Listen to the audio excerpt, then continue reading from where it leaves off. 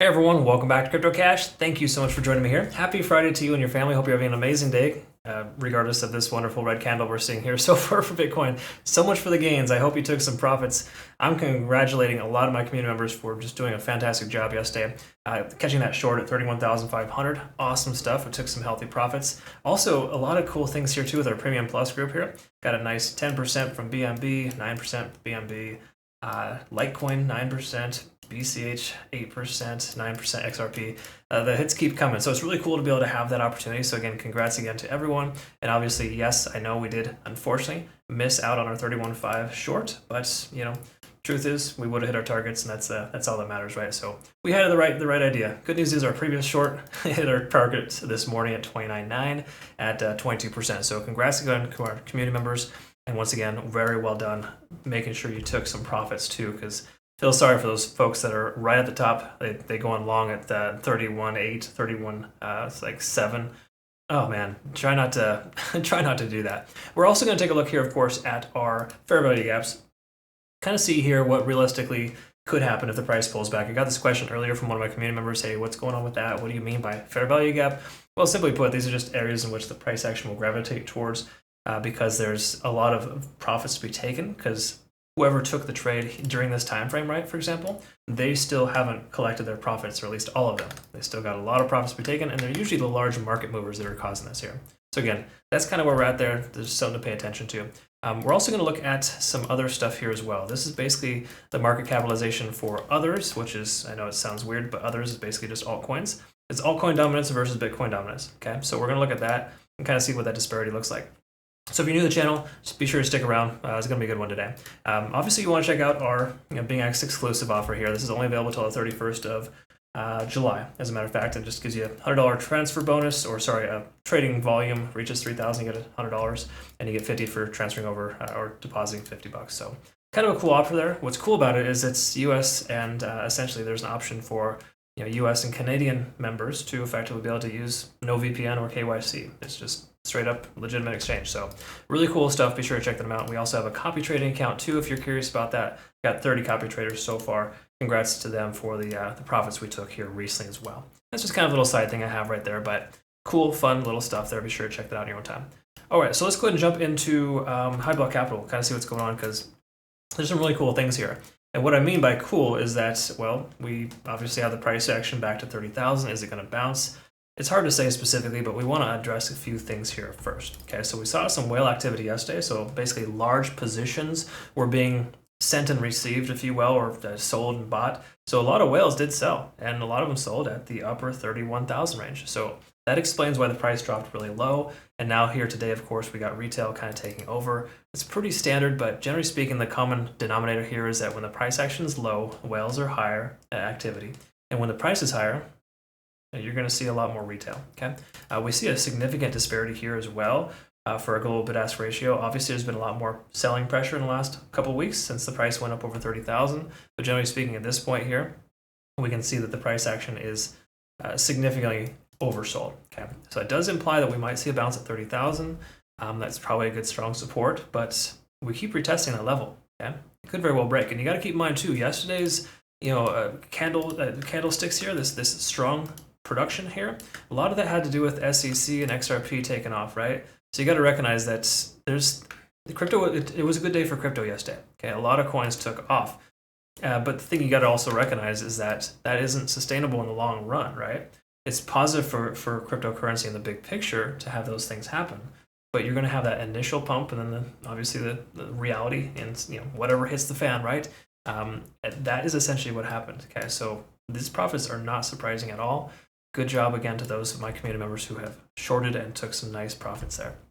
That said, though, we're not here to kind of, this is what's we're not here to look at specifically why that took place, but more importantly, what's going to happen next, right?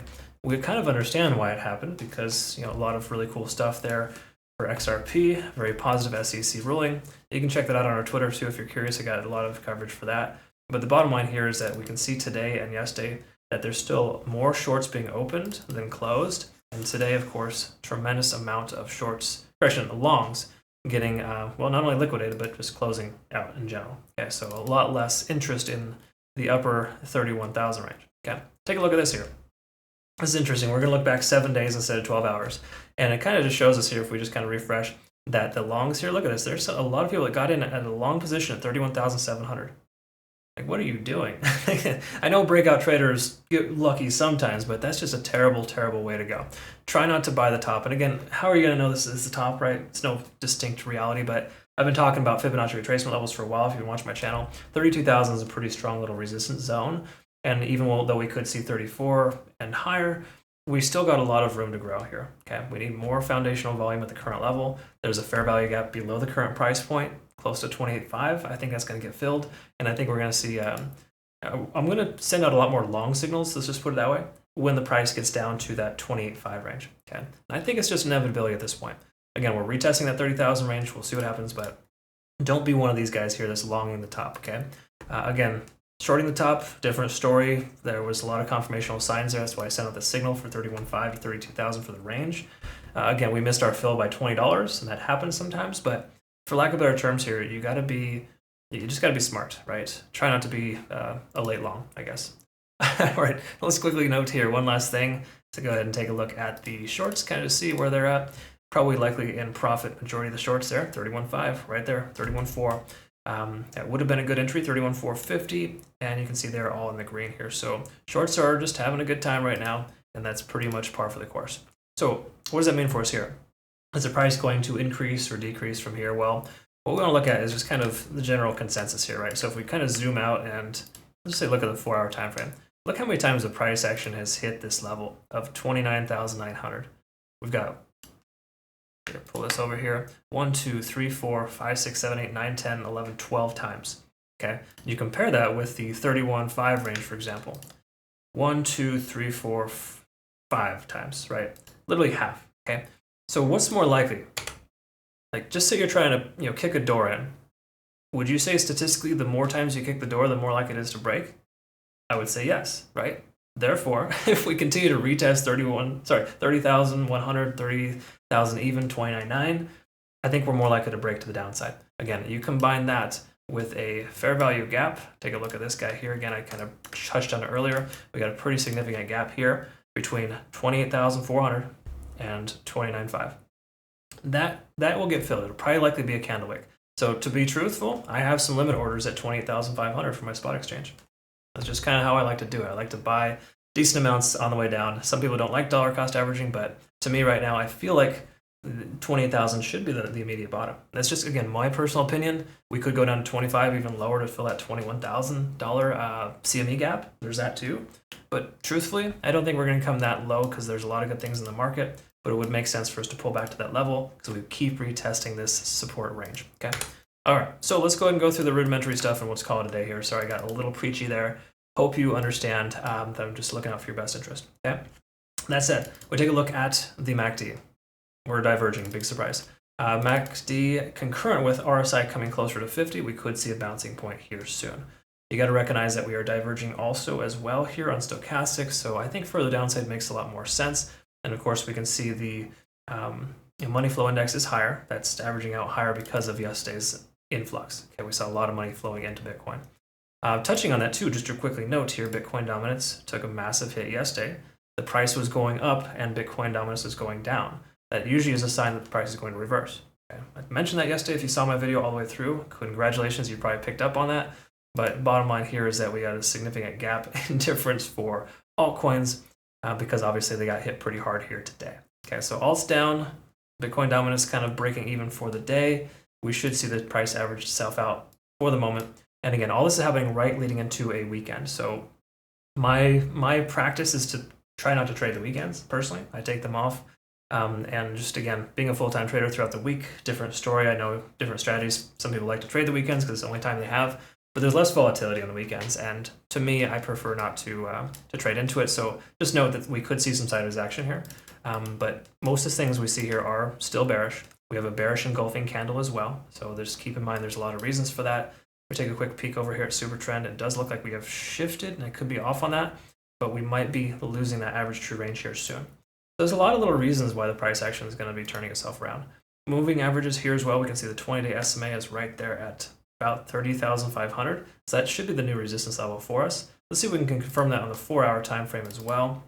We are below 50 on the RSI for the first time in a little while, and that doesn't tell us a tremendous amount, but it does imply that we are bearish in the short term. Obviously, it's hard not to be bearish with such a large candle down, but if we take a look here at MACD, 4-hour MACD divergence is pretty strong. Oftentimes these last for a little while. So again, I'm not saying to short at the bottom at 30,000, please don't do that.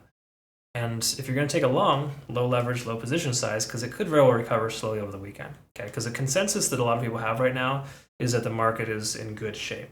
Okay, keep in mind these were people with a lot of money controlling the market. Not people like you and I did not sell this level, right? So the reason why I'm saying that though is just that it's important to recognize that they've taken their profits, and the likelihood of the price action just slowly trickling up, perhaps even a dead cat bounce, if you would like to call it that, will likely occur. Okay, but what we want to identify is that there's a resistance level that we want to double check on. And in fact, I'm going to update our fibs here just really quick so we can kind of pay attention. So our Fibonacci retracement telling us right there at 30,500. That's right where the 20-day SMA is hanging out. That to me is a level that we're going to probably see rejection. So the price does come up, take some profits before 30,500. It seems very likely the price is going to come back down at that point. Once again, if we were to do that, we'd be making a higher low potentially, and that could be a trend reversal. But again, it's too early to tell. When you have these sharp drops and increases like this, you can really mostly only rely on Fibonacci retracement levels. If we take a look at Elliott wave, if this is the bottom, we will see a bounce, but it'll probably be a lower high next to drop us down later for that ABC pattern. So these are little things that you want to kind of factor in. Is it a definitive? No, never is, but trading is always dynamic. That's why I love it. It just changes every single day, every single minute. And it speaks to me. So hopefully it speaks to you too. And what I'm saying is working within your range of capacity to understand and process. Again, if you're part of my community, watch my trading videos, my private videos on the website, of course. Obviously, once you log in, you can have that access. And it's important to know there's a lot more to trading than just the charts. A lot of it's mental. A lot of it's, risk reward ratios and management, risk tolerance, all that. But those are all back end things that I don't necessarily have time to talk about, but it's relevant. Speaking of which, if you are a part of our community, we're going to start with this bi-weekly and or just say monthly get-together hangouts where we just talk about best practice trading, trading opportunities, what goes into the trades that I'm taking, so you know specifically what that looks like. And we're going to have different presentations from different people that are fantastic traders too, alongside myself, right? So really cool stuff. Excited for that. We'll roll out with some details here very soon within the next week. Our copy trading is also going live for our Premium Plus members on Tuesday. So mark your calendar. I think that's the 18th. Okay, let's wrap this up here. Hourly, we're probably going to be pretty straightforward, but we're going to be underneath the cloud. Big surprise there. Cloud is averaging itself out at exactly 31,000, dropping down to 30,800. So as this cloud starts to drop, the resistance levels begin to get closer, okay? So we can disseminate here if this price dropped this low and it comes back up, the halfway point, 30,750 would be a best case scenario for a long position for taking profits. I would think 30,500, just my personal opinion from what we see here with the moving averages and resistance levels, I think that 30,500 will probably prove a resistance here soon. Okay, so again, just some thoughts there. As far as trading sequential, we were overextended yesterday hardcore. That's why shorting was a good opportunity there. And that's essentially how it worked out. So in truth, where we're at right now, it's not bad. It's not bad nor good, really. We're working within the range that we've been stuck within. We broke free from that range of 31,500 and retested somewhere in the 31.8 range, but that's not like a big deal. What I mean by that is that it's not like a situation or a reason to just go long at any given time. Okay? We're still range bound no matter how you look at it. And until we break this range, up or down, we're going to have to work with it. So my personal opinion is that we'll break the lower range before we break the higher range. And that would just make a lot more sense to fill that fair value gap, potentially some CME gaps depending on. But I'm pretty confident in the 28.5 range as being the recent or soon to be recent low, soon to be future low, whatever you want to call it. We're probably going to hit that range soon. So I wouldn't get super excited about what just happened.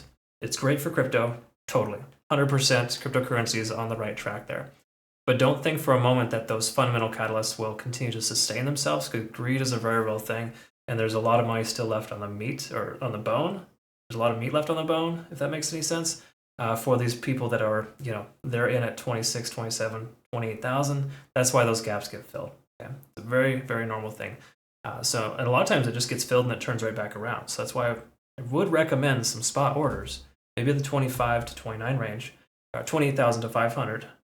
to 29,000 range, 28.5 to 29, just to ensure you get maybe a filled on something like that, because there's a good chance we'll see a wick down and it takes off from there. That's my speculation. All right, again, just some ideas and some thoughts from somebody who's been in the industry for a very long time. Like it or leave it, whatever the case is, I appreciate you nonetheless. If you could help us grow our Twitter community, of course, 172 is not terrible within a couple weeks. We're looking to grow that community, and of course we've got Telegram as well. Really awesome, cool stuff here. If you check it out, it's not just results; it's a lot of technical, fundamental data too. We got giveaways, some fantastic charts, and a little bit of humor along the way too. So be sure to check it out. It's a lot of fun. Thanks again for everyone that's engaging and communicating with us there. Greatly appreciate you. I hope you have a good rest of your day. We'll see you on the next one. Have a wonderful weekend. Take care.